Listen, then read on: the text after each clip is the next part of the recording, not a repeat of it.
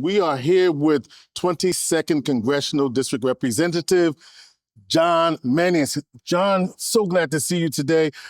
Financial Empowerment Convention, why is something like this important? Well, listen, it's critical, right? You know, we want to make sure that we build generational wealth. And here in Central New York, we really have sort of a mixed history there. We don't have a perfect history. And it's great leaders like you, like Michelle Brooks Rolling, who are making sure that people have the information that they need and that we're intentional about that.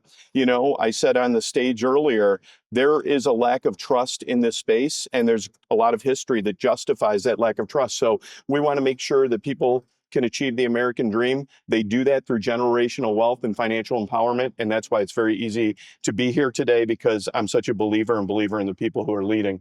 And you are a believer in that. And I think Congress, you know, the government has a role to play.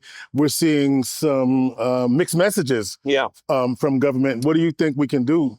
Well, there's a lot. First of all, we have to elevate our voice, and that's what I'm doing, and want to make sure that people understand what's real and what's not so real, and to focus on the right things. The other thing is we are attacking with litigation in the courts using our partners. Some of these supports that are out there have been very intentional. They were passed in previous Congresses, and that money is being appropriated. And now the executive, beyond his bounds, is saying, nope, that money's not going. And he's targeted certain programs that are very intentional to help some of our neediest, some of which is to gain that financial empowerment and generational wealth. So we're going to attack in the courts. We're going to try to amend legislation to undo some of the things and expose that they're not within the powers of the president. They're within the powers of Congress. And then also we have to educate people. And I think all of that is going to put us on the right side of history, because we're doing the right thing. We're doing good.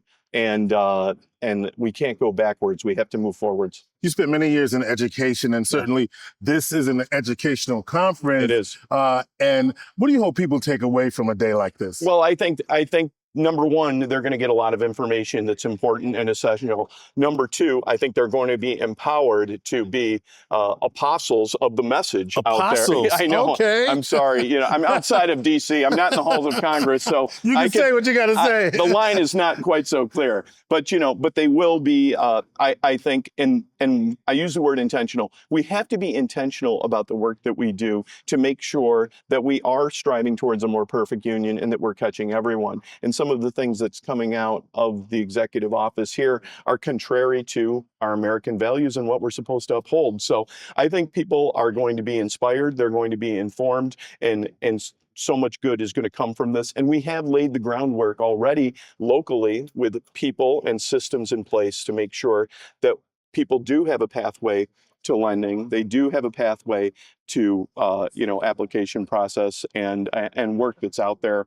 And I want to be a part of that. And that's why I'm here today. I think you're reminding us that the people still have the power. We should never forget that. Right now, over these last 90 days or so, I use my former colleague, Senator James Sanders' words, which we are still in the fight.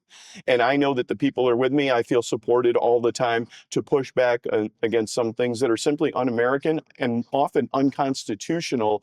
So it is the power of the people over people in power. And the public support is for a commitment to our American values, not isolation and not demonizing. It's togetherness, unity, and it is what we're supposed to be as a country. What we're supposed to be as a country. You heard it here first.